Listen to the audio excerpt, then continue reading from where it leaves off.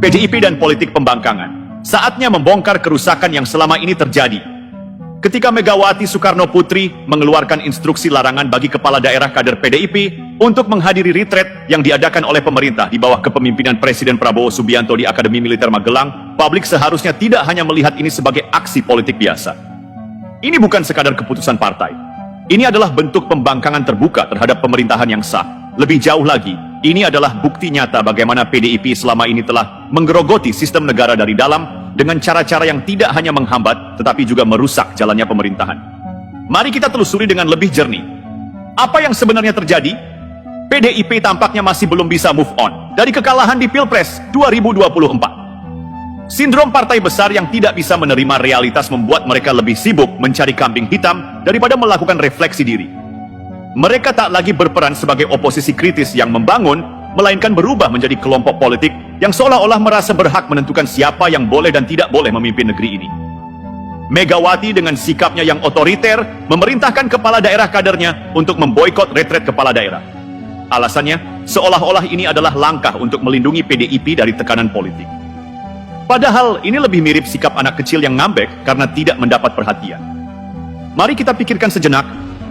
Kepala daerah yang telah terpilih melalui proses demokratis sejatinya adalah pelayan rakyat. Namun, PDIP ingin memastikan bahwa mereka tetap menjadi pelayan partai. Di sini kita melihat sebuah konsep demokrasi yang bengkok, demokrasi yang hanya dijadikan alat untuk berkuasa, tetapi ketika kekuasaan lepas, mereka berubah menjadi kelompok yang siap mengacaukan stabilitas politik. Instruksi Megawati ini juga berkelindan erat dengan kasus hukum yang sedang menjerat sekjen PDIP, Hasto Kristianto. PDIP dengan penuh keyakinan membangun narasi bahwa kasus hukum ini adalah rekayasa politik yang didalangi oleh pemerintahan Prabowo Gibran. Lucunya, mereka lupa bahwa KPK yang sekarang masih beroperasi adalah hasil dari revisi UU KPK yang mereka sendiri restui saat berkuasa. Ketika KPK menyasar lawan politik PDIP, itu disebut penegakan hukum. Tapi begitu Hasto kena, mendadak semuanya berubah menjadi kriminalisasi. Standar ganda seperti ini adalah bukti nyata bahwa PDIP tidak pernah benar-benar peduli pada supremasi hukum. Mereka hanya peduli pada bagaimana hukum bisa dikendalikan untuk kepentingan mereka sendiri. Jika memang tidak bersalah, kenapa harus takut? Kenapa harus membangun propaganda besar-besaran bahwa ini adalah bagian dari konspirasi politik?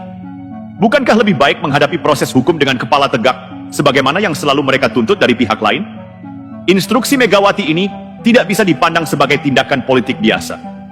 Ini adalah sinyal bahwa PDIP sedang membangun tembok pemisah antara kader-kadernya dan pemerintahan Prabowo Gibran. Mereka ingin memastikan bahwa kadernya tidak ikut serta dalam inisiatif yang bisa mempererat hubungan antara pusat dan daerah. Ini artinya PDIP secara aktif menghambat upaya pemerintahan Prabowo dalam membangun sinergi antara kepala daerah dan pemerintah pusat.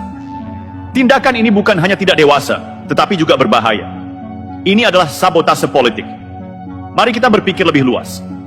Jika kepala daerah adalah perpanjangan tangan rakyat di daerah, dan pemerintah pusat bertugas untuk mengkoordinasikan pembangunan nasional, lalu di mana letak peran partai politik setelah pemilu usai?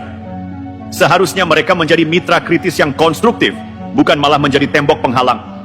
PDIP sedang bermain api. Mereka mengajak kader-kadernya untuk memilih kesetiaan kepada partai di atas kepentingan rakyat. Ini adalah bentuk pengkhianatan terhadap demokrasi itu sendiri. Selama bertahun-tahun, PDIP telah menempatkan loyalis-loyalisnya dalam berbagai struktur kekuasaan. Mulai dari legislatif, eksekutif, hingga lembaga negara lainnya.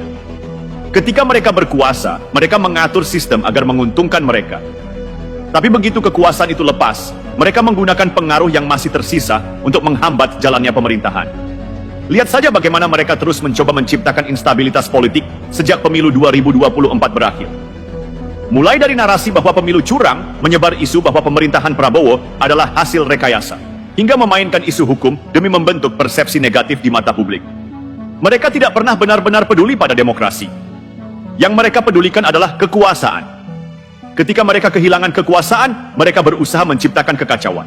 Dan sekarang, instruksi Megawati ini adalah puncak dari semuanya. Ini bukan sekadar larangan mengikuti retret. Ini adalah pesan kepada seluruh kader PDIP. Tetaplah menjadi milik partai, bukan milik rakyat. Sudah terlalu lama PDIP dibiarkan merusak sistem dari dalam. Sudah saatnya kita melihat mereka apa adanya. Bukan sebagai partai yang memperjuangkan rakyat, tetapi sebagai partai yang memperjuangkan kepentingannya sendiri. Dengan segala cara. termasuk merusak stabilitas pemerintahan yang sah. Instruksi Megawati ini adalah alarm bagi kita semua.